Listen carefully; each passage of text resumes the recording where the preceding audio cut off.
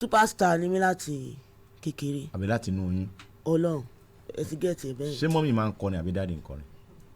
mọ́mì mi wọ́n kọrin but kò ń ṣe pé wọ́n lóhùn bẹ́ẹ̀ yẹn but wọ́n rò pé wọ́n lóhùn. ó sọ mi lọ́wọ́ ọmọdé yìí o ṣé ọ̀rọ̀ tó sọ mọ́mì ń gbọ́ ṣé mọ́mì ń gbọ́ ọ̀rọ̀ ẹ̀ yìí. but mọ́mì mi wọn ò mọ orin kankan wọ́n máa ń form títí wọn ni. wọ́n máa ń compose ẹ̀ ni. wọn kì í jí orin kan. tọ́mọdé wọn ò mọ orin kankan sórí but wọ́n mọ melody ẹ̀ wọ́n máa kọ tí wọ́n ni. so ibi tí èmi rò pé mo ti get the songwriting abilities and freestyle abilities mi nìyẹn. because ó lè jẹ́ bí eré but wọ́n lè kò sí orin wọ́n lè ọlọ́run ó ṣe bí ìgbọ́rí o wọ́n fọ́ọ̀mù ẹ̀ ni. wọ́n kàn gbé lyrics lórí reading. ó dẹ̀ máa wọlé wọ́n máa fọ́ọ̀mù ẹ̀ ni. then grandma mi ìyá bàbá mi wọ́n sọ pé áńgẹ́lì ni màmá bàbá yín. bẹ́ẹ̀ni áńgẹ́lì tó bá ti ń kọrin tó bá ti ń kọrin báyìí gbogbo wọn máa. ẹ̀mí máa gbé wọn ni. now ìgbà tẹ́yìn wá bẹ̀rẹ̀ orin professionally ọdún wo ni báwo lẹ ṣe bẹ̀rẹ̀. my first hit. okay. ọdún mo ti ń ṣe mo kàn ti ń enjoy ara mi lórí social media so mo ti ń ní àwọn videos kan tó ti ń go viral táwọn èèyàn ti ń love me kí mo kàn máa ṣe fẹ́ máa pa ara mi lẹ́rìn àwọn kan rí pé mo pa wọ́n lẹ́rìn ní ara mi ni mo pa lẹ́rìn so mo ṣe freestyle kan fajin ó ní kí n bọ́ pátá olóhùn Maradona ó ní Teni ọlọ́mọge Cinderella mo kàn jókòó sínú sitting room ọ̀rẹ́ mi ni orin yẹn dẹ̀ blow. just like that. mo dẹ̀ wá láti lọ record ẹ̀ ó ti blow kí n tó record ẹ̀. God now kí ni.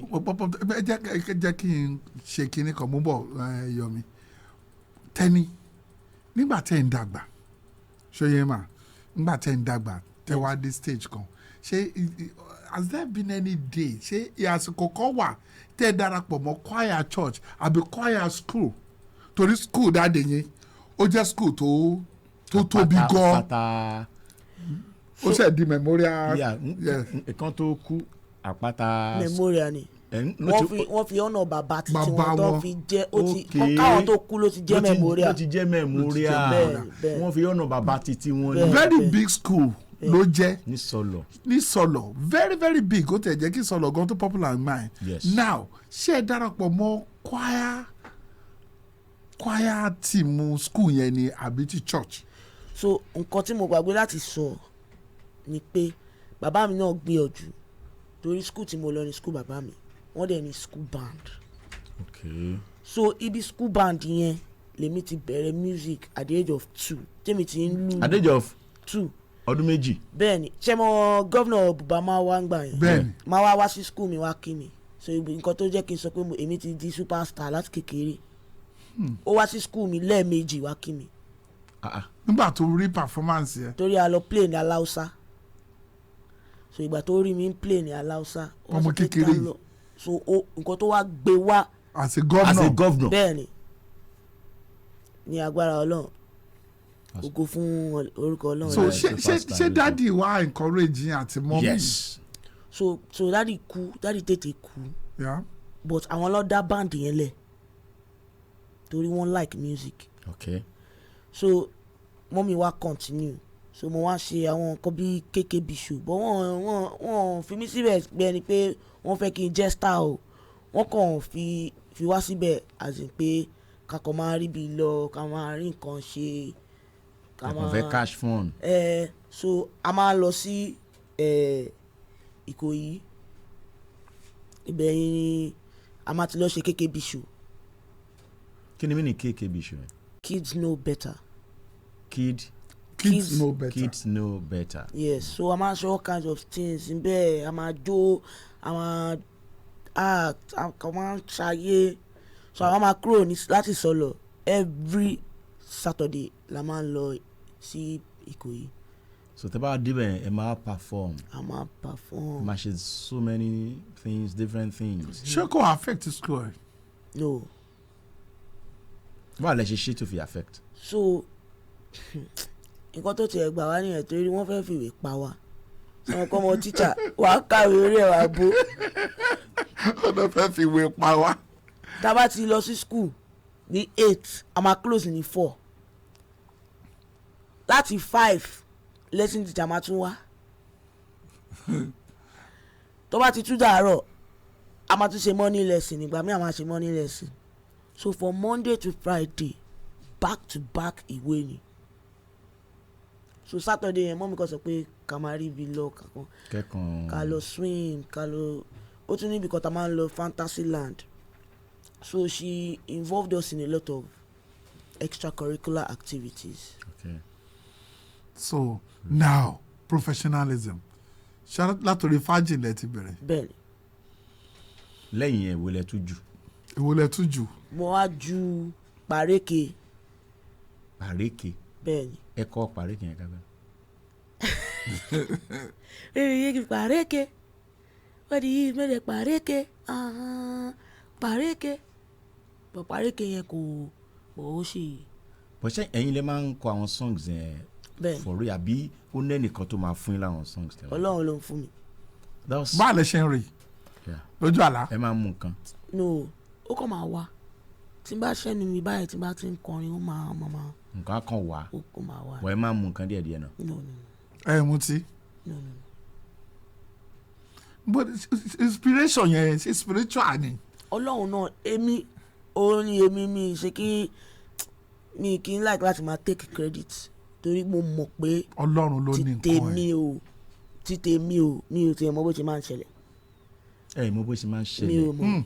You cannot explain it. Mi ò lè sọ. So báwo ni mo ṣe fẹ́ gba ògo fún nǹkan tí mi ò tiẹ̀ lè ṣàlàyé. Fún mi lórí Teni kan. Mo ń bọ̀.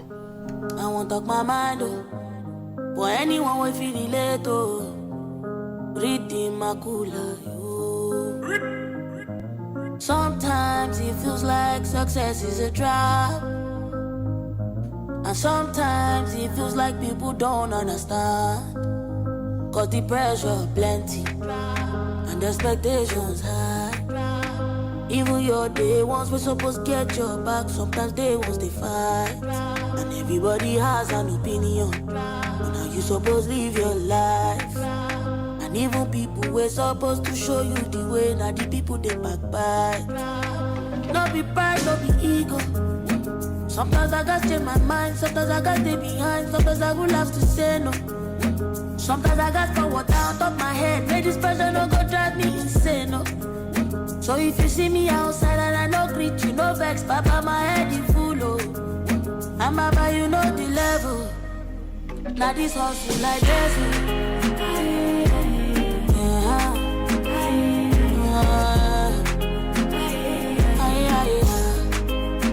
Now this hustle like this,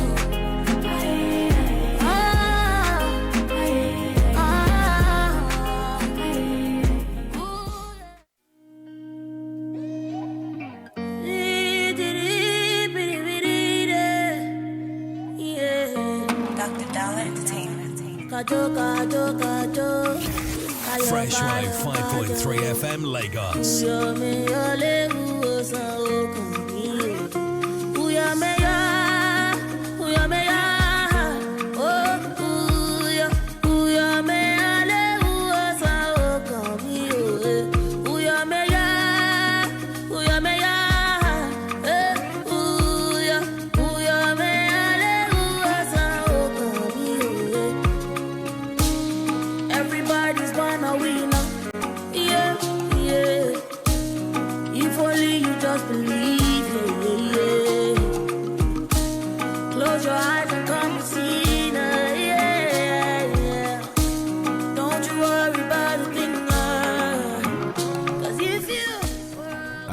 Ṣáàlè lórin ẹ̀tọ́ ṣá. Ó pọ̀ nílẹ̀. Àlè lórin ẹ̀tọ́. Ó pọ̀ yẹn. That was this single. Ẹ̀yin tẹ́ bá ń gbọ́ wa ẹni tẹ́ ń gbọ́ lọ́wọ́lọ́wọ́ báyìí ní Teni Makanaki. Èmi ti rò pé yóò gbé ẹni tó máa kọ̀ wá. Ẹ máa tẹ̀lé wá sí mi. You did a single with probably you featured the video. Yes. Or the video featured you. Yeah, I featured him. You featured him. Kí ni title single ẹ? For You. For You. Yes. Ọdún wo ló jáde? 2021. 2021. Yes. Now, let me ask this question. Question only beji ni o. Nínú career yìí, as a songwriter, as a musician, as an entertainer, ọjọ́ wo ni happiest day? Then ọjọ́ wo ni ẹ jókòó bá ah! Mo regret kí ni mo wá di iṣẹ́. Is there any? Mi ò rò pé mo ti regret yẹ. Mo fẹ́ kẹ́ ẹ bá ń project dada. Mi ò rò pé mo ti regret yẹ. Torí tí n bá kọrin mo wà láì ó bẹ́tà kí n kàn máa lọ. Lọ síbo? Ibi táwọn. Ó lọ bí kankan bó ṣe wà 100 years àjọ wà lù í. So ẹ jẹ́ kí n máa kọrin lọ. So orin ló máa ń jẹ́ kí inú ẹ dùn. Is there any particular day tó ṣe pé inú yín dùn gan-an dájọ́ inú mi dùn? Mi lè parọ́ ọjọ́ tí mo graduate. Ọjọ́ tí mo graduate university. Níbo? Ní America. Ọjọ́ yẹn ni mo ṣe freestyle yọmẹyọ tí. Okay. Kìíní yẹn fi go viral. Yeah. So ọjọ́ yẹn ṣe mọ̀ èmi wá láti ilé àwọn scholars ni. Bẹ́ẹ̀ni. Ṣe mọ̀ so kí n má graduate. Wọ́n mi tún máa pè mí pé cousin mi kan tún ti graduate o. Eléyìí ti everybody ti graduate èmi ò ti graduate. So ọjọ́ yẹn inú mi dùn gan pé mo ti ṣe lè fún wọn. O ṣe tí màmá yẹn fẹ́ fáwọn òbí mi. Pé mo ti ṣe. So that days tí Ọlọ́run tún wá fún mi ní ẹ̀bùn, Ọlọ́run tún wá fún mi ní orin ayérayé tó jẹ́ pé kò lè parẹ́ láéláé. Torúkọ yẹn dẹ̀ tún wá ń lọ. So mo dúpẹ́ lọ́dọ̀ Ọlọ́run. Omi abọ́ lójú ẹjọ́ ẹ pé. Mo sunkún nǹkan tó jẹ́ kí n kọ orin yẹn nìyẹn. Oyè mi yọ kí ni tó mọ̀ ẹ́. Pé tí anybody bá ti ṣoríire inú mi máa ń dùn fún wọn. Okay. So mo máa ń lọ graduation ni tí mi ti graduate. Àwọn àbúrò mi tó ti graduate kémi tó àwọn àbúrò yín ṣáájú yín graduate. Kí ló dé? Pé mo jókòó kíláàsì ni. Ìyẹn náà tún wà bẹ́ẹ̀ but. Orin ló fà á. Orin ni. Jókòó kíláàsì. Tẹ̀ wá wọ̀ kan tó wà ìgbà tí mo wá sọ pé kí n tiẹ̀ jókòó class mo sì fail báyìí wá sọ pé ṣé wọ́n ń ṣe mí rí. Ká ló wà nídìí ọ̀rọ̀ yìí. Ṣé ti fail rí? 7 years ni mo fi ṣe university. 7 years. Láì strike. Kò sí mo tún ṣe summer mo tún ṣe main semester. Orin náà ni. Orin ìṣàní. So ẹ ti fail rí kẹ́ tó wá succeed. Mo ti èmi gangan lọ. That means èèyàn fail kò ní túmọ̀ kò ní kéèyàn má padà succeed. Bẹ́ẹ̀ni o in fact kéèyàn tó succeed èèyàn must fail. Èèyàn must fail. Yes. Bẹ́ẹ̀ni. Like I always say, failure is not the opposite of success. Yes. It's part of success. Yes, they go together. Yeah. Failure is part of success. So èèyàn gbọ́dọ̀ fail kó tó lè succeed. Yes now ibi failure ẹ lè ọ ti máa mọ̀ pé nǹkan tí mo ṣe yìí okay kí n má ṣe mọ́ ọ okay kí n ṣe báyìí okay kí n ṣe báyìí. Ó yẹ káwọn òbí máa gbọ́rọ̀ Teni yìí o. Ọ̀rọ̀ ìwà tóbi mi máa ranjú mọ́ ọmọ pé ó fẹ́ jam ṣọgbọ́n last week. Yes, gbàtọ́ release the jam result. Òbí kan láti lọ harass ọmọ ẹ̀ ní ìsọlọ yẹn náà ni. Ìsọlọ ló máa jẹ àwọn parents ìsọlọ wọn ti like ìwé jù. Ọmọ yẹn dẹ̀ para ẹ̀. Ọmọ yẹn wọ́n harass ọmọ yẹn that was last week Wednesday. Yes, last week Wednesday. Ọmọ yẹn dẹ̀ lọ mo snapers ó mọ gbogbo ó dẹ̀ para ẹ̀ ó dẹ̀ kọ note sílẹ̀ pé mọ́mí I'm sorry pé mi ò lè meet jam mi so it's better I go.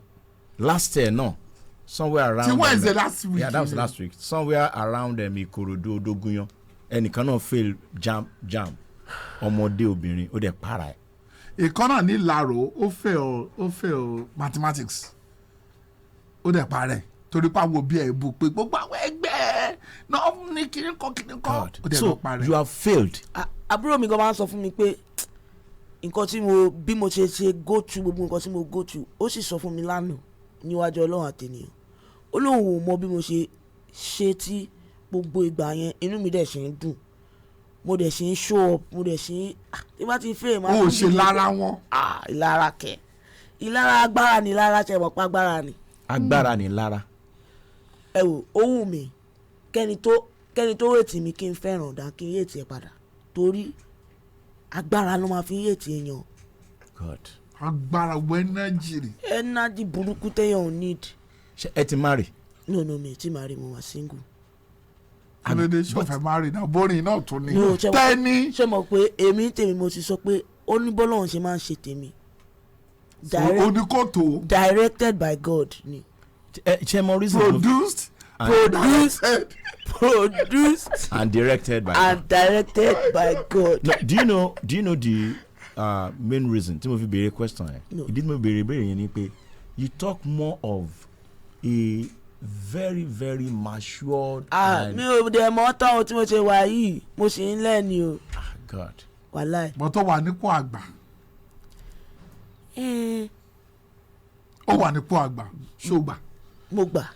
táwọn kan wú ẹ gẹ́gẹ́ bí àríkọ́ṣe. bẹ́ẹ̀ni. báwo lẹ ṣe manage stardom. mo ti rí ilé ayé mi bíi pé calling ni. bí wòlíì. bí assignment. so kò sí nǹkan tí mo lè dà tó lè jọ mí lójú. tó lè jọ ẹ lójú. o mọ̀ pé Ọlọ́run ló ṣètò ilé. ṣé ká gba course. ẹ jẹ́ ká gba course. ká tó gba course yẹn mo gbọ́ pé single kan ń bọ̀. bẹ́ẹ̀ni ó ti dé. tẹ fíṣọ Olamide Baddo bẹ́ẹ̀ni. Baddo bẹ́ẹ̀ni. kí lè rò débẹ̀ what is it all about that single.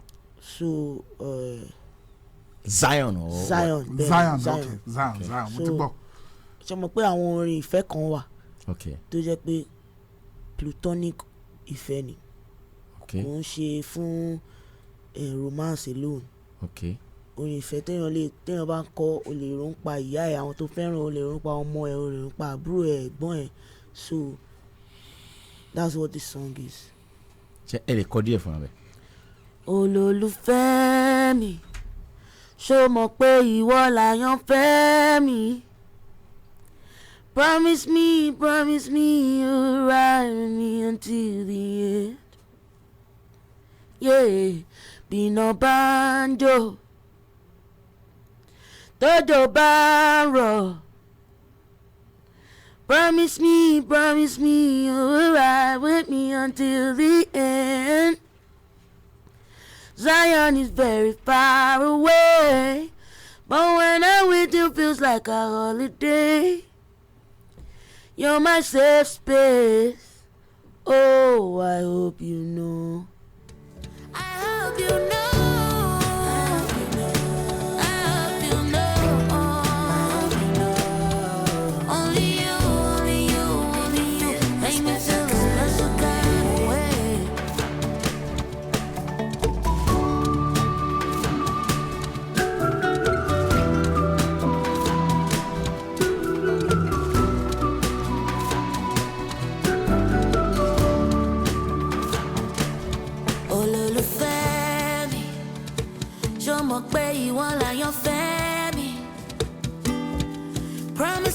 Promise me you'll ride with me until the end. Bínú banjo tójò bá ń rọ̀. Promise me you'll ride with me until the end. Zion is very far away. Teni, this is beautiful. Thank you. Teni, but I have a question. This is beautiful. Inspiration yìí tàbí pé okay this is your passion ṣé látàrí sister yín Níní Ọlá ló jẹ́ kẹ́ ní passion yẹn. bẹ́ẹ̀ni òun náà wà lára. àwọn náà inspire yín. yes very much to me tẹ́lẹ̀ kọ story mi kí n má kọ ti orúkọ ẹ̀gbọ́n mi sí. okay. torí ìgbà tí mo wà ní kékeré a máa entertain ara wa nílé wa ni. àwa entertain ara wa so táwa bá ti fẹ́ máa kọrin nínú corridor ó máa ń sú everybody ni wọ́n máa sọ pé shut up so àwọn máa lọ sí sitting room another sitting room bẹ́ẹ̀ ni wọ́n máa dá àwọn ara so anytime tí bá ti ṣe níní punishment mi kí n máa kọrin fún. nínú ẹ̀ máa fi rọ̀. ó kàn máa sọ fún mi pé I sing this song ó lè máa sùn. punishment yẹn nìyẹn ọwọ́ adé máa sùn. òun máa sùn máa lọ́jọ́ máa kọrin fún. wàá máa kọrin. 0905-668-1053 0905-668-1053 0916-201-1053 0916-201-1053. Tètè dé ni ìbéèrè pọ̀. Oh no, ó tètè dé ni. Hello. 2 hours go. Ẹ káàárọ̀ Teni wà bí o. Yes sir. Bàbá fa ẹ̀kú ètò sà. Bàbá. Mo kí ọmọ ẹ̀ kí ní Mr. Teni náà. Àwọn náà ń gbọ́. Ọlọ́run á túbọ̀ máa fún wa ní ọpọlọ àti ìmọ̀. Ìfàtà ń gbádùn wọn, inú mi dẹ́ẹ̀dùn bẹ́ẹ̀ sí pé wọ́n wá sí program láàárọ̀ yìí. Ọ̀wà pẹ̀lú wọn. Àmín. Ọkọ̀ alálùbáríkà. Àmín o. Tó máa ṣe bí bàbá tó máa ṣe bí ìyá. Ó dẹ̀ ṣàmì. Àmín. Teni, instrument wo ló ń play? Mo ń learn sax. Okay. Mo dẹ̀ ń learn eléyìí náà. But eléyìí mo kàn máa fi enjoy ara mi. Eléyìí friend mi eléyìí. Ṣé gángan? Bẹ́ẹ̀ Ọlọ́run. Ẹ bá ń gbé gángan fún. Wàhálà ìgbà míì tí bá ti jí láàárọ̀ mo kàn máa lu gángan yẹn ni. Àwọn neighbor mi gbà mo ti rò pé wọ́n ti máa fẹ́ ṣépè fún mi gbà.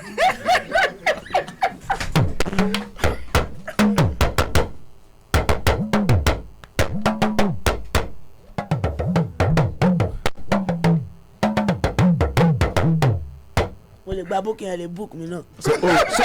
but o tẹ̀lé eégún rí. mi ì tẹ̀lé eégún bọ̀ mo máa láti tẹ̀lé eégún ṣá. sọ̀rọ̀ ọmọdé yìí Makanaki lọ́wọ́ yìí o. ọlọ́run tó wá wọ sọ fún mi.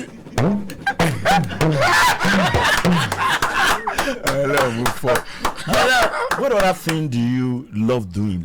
Somebody's on the line. Oh. Hello. Ẹ má bínú. Hello sir. Yes sir. Ẹ káàárọ̀. Yes sir. Teni káàárọ̀ o. Ẹ káàárọ̀ sir. Ó jàre kújọ́ mẹ́ta kúṣẹ́ o. Ẹ ṣé gidi gan ni. Mo ní kí n bèrè lọ́wọ́ ẹ pé ǹjẹ́ o máa ń gbúròó Mr. Akos? Mr. Akos. Àbí Mr. Sack. Mr. Sack àti ìyá Akos. Ok, wọ́n wà bẹ́ẹ̀ ni sir.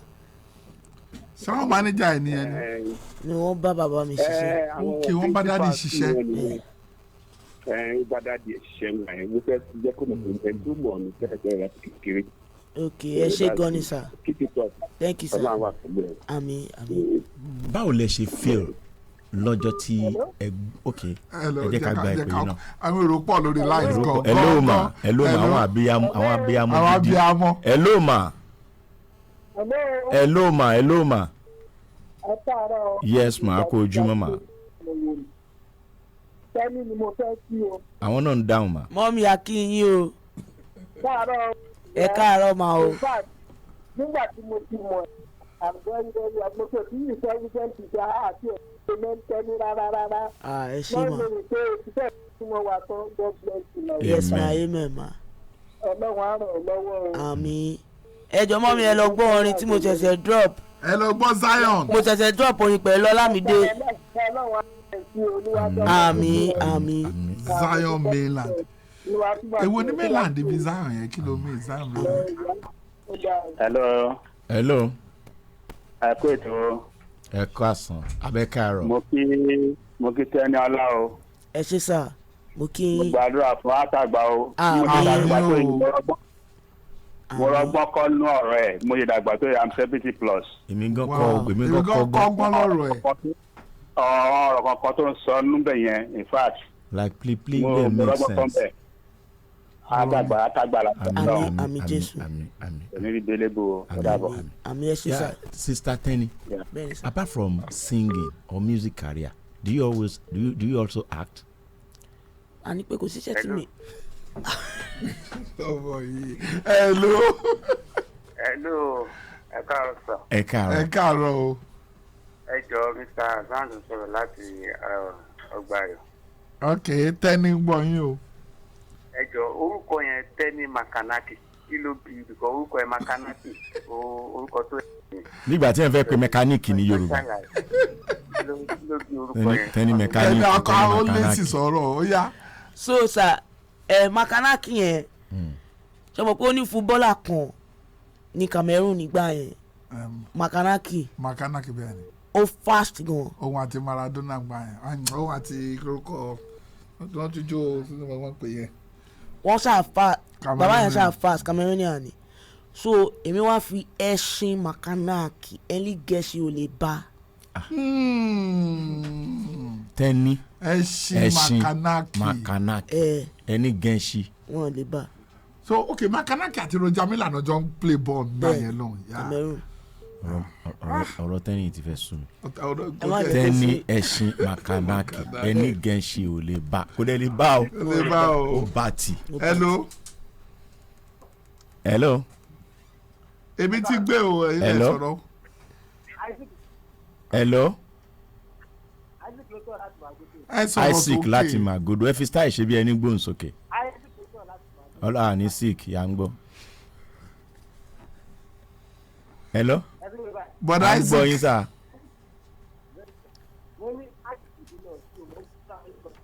Ó dàbí pé a gbọ́ yín dáadáa o. Ó dàbí pé a gbọ́ yín dáadáa. Ẹ̀yin Sister Zion. And now your latest in here now. Yes, now. Bẹ́ẹ̀ni. Mainland tẹ́ fi sẹ́yìn Zion yẹn kí ló drive ẹ̀ débẹ̀. So mo sọ fún àwọn tíìmù mi dẹ̀ sọ fún mi náà àjọ sọ fúnra wa ni pé a máa ṣe wá sí Mainland láti wá bá àwọn stations tó ń support orin mi àwọn stations tó máa ń play orin mi pé a máa wá bá wọn sọ̀rọ̀ a dẹ̀ máa wá dúpẹ́ fún wọn pé wọ́n ṣe fún gbogbo àwọn support torí ìgbà míì tá a bá ti drop orin a kì í wá sí Mainland. Ọ̀dọ̀ yín lọ ní. Island nìkan lè máa wà lọ́wọ́ lẹ́kì náà. Mo wá lọ sí Sọlọ dáadáa. Torí family house ẹ ní o. Mo ń lọ sí Sọlọ dáadáa. Ẹjọ́ báwo lẹ ṣe feel lọ́jọ́ tí ẹyí rédíò yẹn lọ lọ́jọ́ tí ẹ gba national honour MON. Inú mi dùn gan. Ṣé ẹ lọ fowó gbà ni ẹ bribe àwọn èèyàn. Ṣé mo máa tún bribe presidency ni. Irú nǹkan tó bá fún mi lówó kí n fi bribe wọ máa fi owó yẹn sápò. But àwọn èèyàn ronú pé gbàtọ́ ẹgbà kíní ẹ̀ ń jọ ẹ̀bẹ́ ni pé inú ẹ̀ ò dùn. No, inú mi ò dùn mo dẹ̀ lọ rán súùtù tó jẹ́ mo yẹ tí mo fi lọ súùtù tó rí pé súùtù ni wo kó sí ni. Súùtù ló wọ. Mo tún ṣe irun mi mo tún. So you were so happy. Of course I was happy. Ìkọ́ tó tiẹ̀ jẹ́ kí inú mi dùn ni pé mo wish pé bàbá mi tiẹ̀ wà láyé kó tiẹ̀ rí. Goodness wow. Hello ẹ káàárọ̀. Mi gbọ́ yín. Isaac láti Magodo tí wọ́n pè padà ni. Ó ṣe wá jẹ́ fóònù tí ní òwò akílẹ̀ àbá. À ń gbọ́ díẹ̀díẹ̀ ẹ̀yọ́ ọ̀rìn à ń gbọ́ díẹ̀díẹ̀.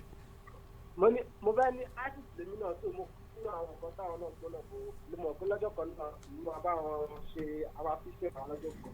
Àmín o àmín ẹ ṣé o Ọlọ́run jẹ́ kẹ́ ẹ boríire pàdé o. Ọmọ tí náà ṣoríire o. Sister Teni ṣé àwọn tó ti ga lókè yẹn lè máa ń like láti feature abẹ́yìn náà ti feature nínú orin àwọn upcoming artists. Dáadáa mo máa ń feature pẹ̀lú àwọn. Láti ràn wọ́n lọ́wọ́. Bẹ́ẹ̀ni but I know I can do more. But tí n bá ní kẹ́ bá mi feature nínú orin tí ká pé azumi pé bí mò ń kọrin sí àbí mo ní ọkọ tó ń kọrin. Tí kò bá dùn sà. Ẹ wá tún ṣe. Màá láti sọ fún yín pé èmi ò lọ́wọ́ sí ilé ìta fẹ́ ṣe yìí. Torí kò dùn o. Ẹ̀bọ́n tó bá dùn nǹkan. Tí n bá ti like ẹ̀ kò sí wàhálà. Oní tí ò bá ti dùn. Ẹ máa kó ètò ọ̀rọ̀ ti sùn. Ìbá kàlélé à. Ẹ káàárọ̀. Ọlọ́gbọ́n lọ́lọ́dẹ o. Sùúrù lògùn èṣù bàbá. Sùúrù ni o. Mo kí bàbá wa wòlíì àdúrà yẹn àgbà. Ẹ ṣeun. Bàbá Túndé Fátúnlé amúnidára. Ẹ ǹlẹ́ sà. Kí Tẹ́ni bàbá ìyá mi àdúrà yẹn àgbà. Àmín. Mo fẹ́ bi wọ́n lè rí pé ṣé orin tí wọ́n ń kọ yìí. Báwo ni ìyàtọ̀ ẹ̀ ní ti Nàìjà àti òkè òkun? Báwo ni wọ́n ṣe tẹ́wọ́ gbà sí? And ẹlẹ́ẹ̀kejì ǹjẹ́ àwọn èèyàn ń kọ́ṣẹ́ orin ní ọwọ́ wọn ǹjẹ́ wọ́n láwọn tí ó ti tara tiwọn náà dìde táwọn náà lè tọ́ pé ẹni lágbájá o èmi náà ni mo so ẹlẹ́ẹ̀kẹta mo fẹ́ bèrè pé àwọn ó tán nígbà tẹ́yìn náà gbé question lọ sí mẹ́ta láì ṣe pé ẹ fẹ́ ṣe jáàmù.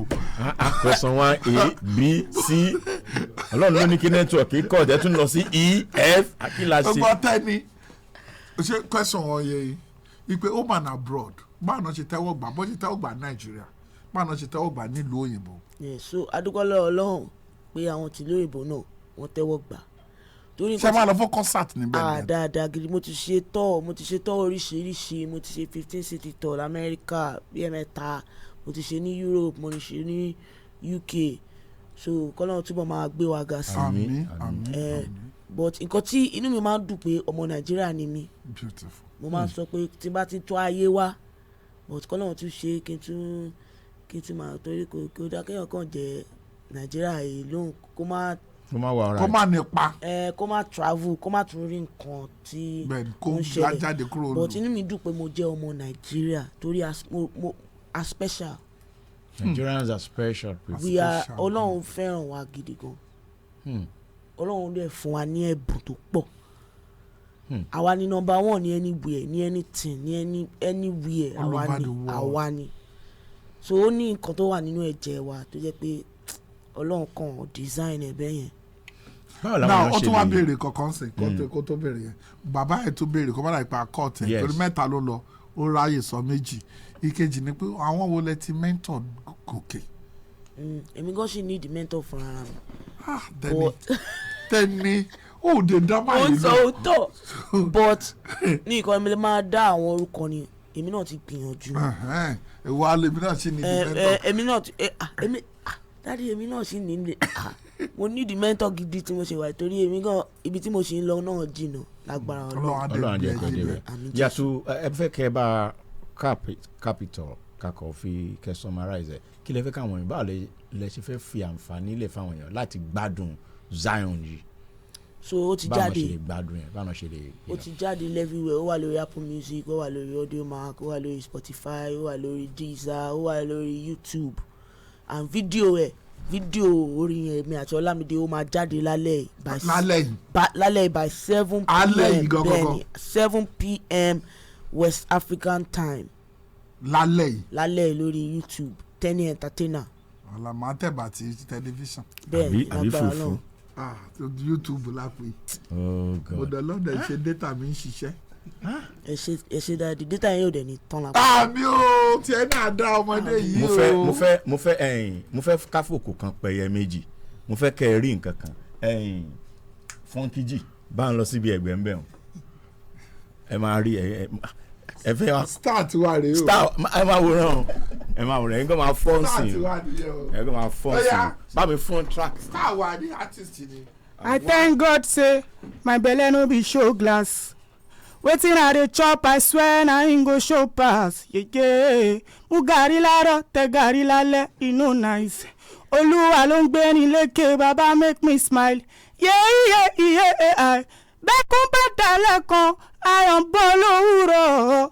Adùn ló gbẹ̀yìn ewúro fadùn gbẹ̀yìn ayé mi o. Kádàrá má fi mí ṣẹlẹ́yà kọ́ máa sọ pé Ọlọ́run mi dà á.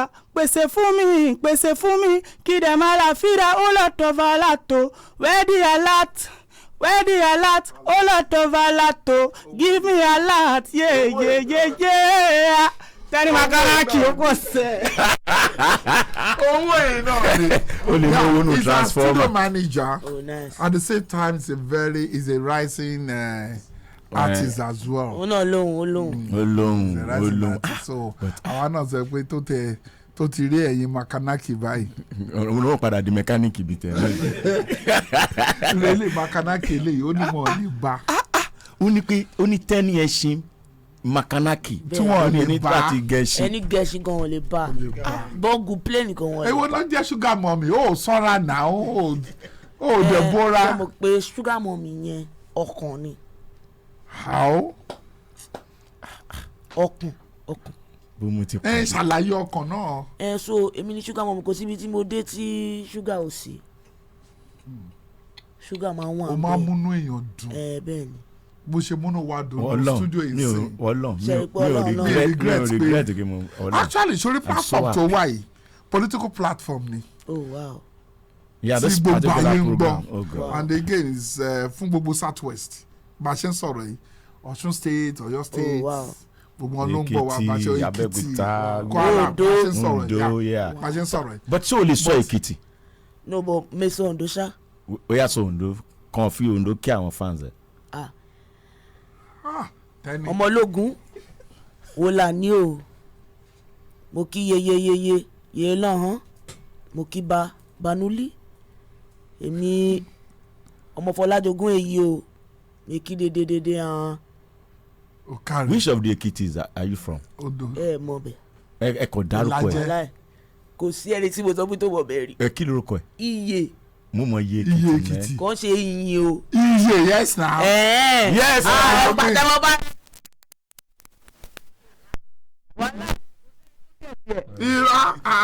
ọmọ olúbo ní èmi Ìbàdàn lọ́dọ̀ tèmi bọ́tọ̀ wà lásán ni mí Ìlàsàmájà Ìbàdàn ní Ìsọlọ̀ Ìlàsà. ní ilẹ̀ ní Ìsọlọ̀ Ìlàsà Múṣì Ìlàsàmájà tí mo ṣe. ẹ̀yìn kúrò wà ní. As in Ìbàdàn tí o mọ lé you get. Are you alright? neighbor ni wà. neighbor ni wa ani mo mọ daddy wow. daddy mo ti pass through daddy rí daddy ti help me rí. Yes, ẹ̀yin náà help ẹ̀. ọ̀nà mo ṣe fún kọ ẹ̀ pé kò yẹ kó wá sórí platform Okay. gbà torí pé ó jọ ọmọ daddy Okay. Ẹ fi gbòṣe gbòólé. a ti ṣe. ẹ ṣé sir. So thank you God bless. Teni for Thank coming on the program. So gba àwọn èèyàn yìí tẹ̀ ń pè wá ẹ má bínú cause yẹn pọ̀ Ẹ má bínú. a ti wọnú time oní time. ẹ jọ̀ọ́ ṣé lè bá mi sọ fún gbogbo èèyàn pé kàn bá mi stream orin yẹn lórí audio tún mark. sọ fúnra rẹ̀. ẹ jọ̀ọ́ gbogbo ẹ̀yin fans mi pẹ̀lú ilé ìtẹ́gbọ́ mo sì máa sọ ní pidgin ẹ̀yin gbogbo fans mi ní tilé ní títoko ẹ jọ̀ọ́ ẹ bá mi gbọ́ orin yìí tí mo drop pẹ̀lú Zion. Olamide Zion Zion Zion. lórí audio mark for free ló máa fi máa stream ẹ lórí ibẹ̀ yẹn Ọ̀fẹ́ ni. lórí audio mark. Ó yẹ sọ píjẹ sọ fún àwọn tí. For my people wey dey for everywhere I greet una make una help me stream my new single with Olamide Baddo Zion for audio mark for free na una go take stream am and make una enjoy am make una make video for TikTok and make una tag me una know say if I don make am una don make am too. You will continue to make it. Amen. Teni fún wa ní just short thing nípa this our station Fresh ident. Just give us one. Fresh ident. FM Fresh 105. Lagos Fresh FM Lagos Okay, 105.3 5.3. Yeah. olówó lọ́ọ̀kan yẹn. Okay. Fresh 105.3 FM Lagos. Lagos ń gbọ́dọ̀ wà mẹ́ o torí pọ̀ gan-an.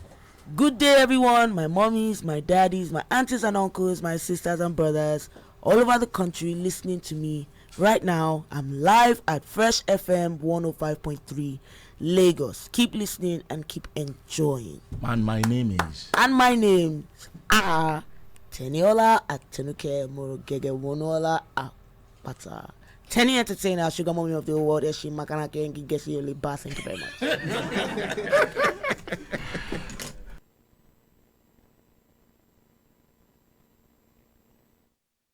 jẹ́ a máa lọ bí Teni ṣe lọ káwọn náà máa lọ báyìí torí ẹni tó lè tó ti dé ẹni tó lè tó ti dé àǹtí Yẹmí Àjídé Àǹtí Yẹmí ẹ má bínú. táwọn là ń lò yìí Àǹtí Yẹmí Àjídé Aya Ọláyínká ẹ má bínú. Ọláyínká ọlọ́kùn ṣe Ẹ má ògbó bínú. kan náà Èkìtì Ẹ má bínú. Kwara Èkìtì ni.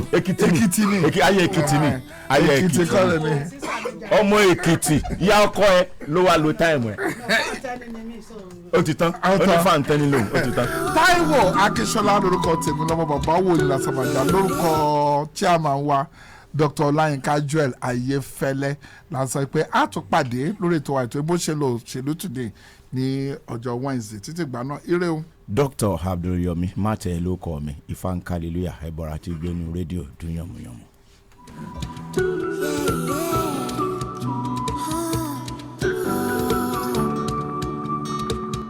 Sometimes I wanna run away, feeling lost near them on no delay. So many people judge me, oh, but I don't care.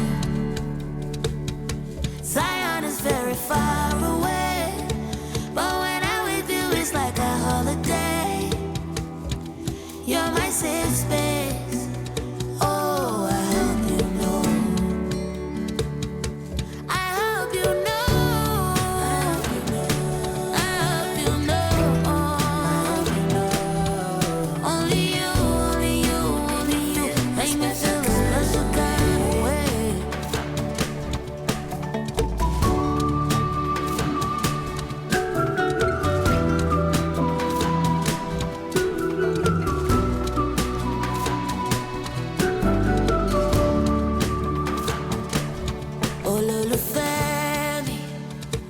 Show mo pé ìwọ láyọ̀fẹ́ mi. Promise me you will ride with me until the end. Be no banjo, Jojo Barra. Promise me you will ride with me until the end. Zion is very far away, but when I'm with you, it's like a holiday. You're my safe space. Oh, I hope you know. I hope you know. I hope you know. Only you, only you, only you make me feel a special kind of way. I hope you know. I hope you know. Hearing the best makes you feel your best. Hi, I'm Ozioma, and I'm always tuned into my favorite radio station. Fresh. Look what I brought.